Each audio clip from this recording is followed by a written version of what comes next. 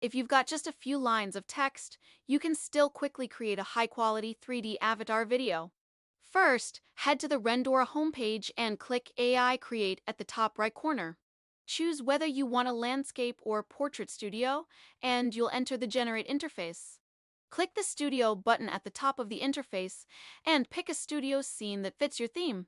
Then, click the Avatar button to choose your preferred avatar.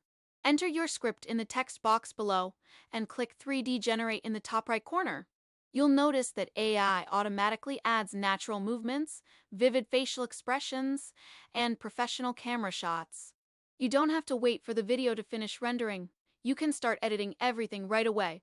Want to tweak the studio, switch avatars, or change the voice? Just do it from the top menu and see your changes instantly.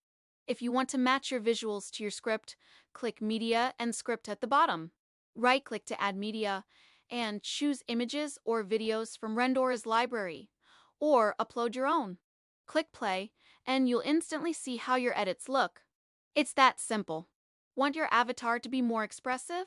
Head over to Actions and Emojis. You can move, delete, or add actions wherever you like. For extra impact, click the Emojis library in the top left corner to add smile, serious, or curious looks. You can even drag the edges of an emoji track to adjust how long it lasts. If the generated camera shots aren't quite right, go to 3D shots, select the shot you want to change, pick a new one from the library, and hit change. You'll see the updated shot instantly. And don't forget to make your video pop with element at the bottom. Here you can add music, subtitles, text templates, stickers, anything you want. Just drag, drop, and type to create polished, high-quality effects. Once you're happy with everything, click Preview in the top right corner to see the full video.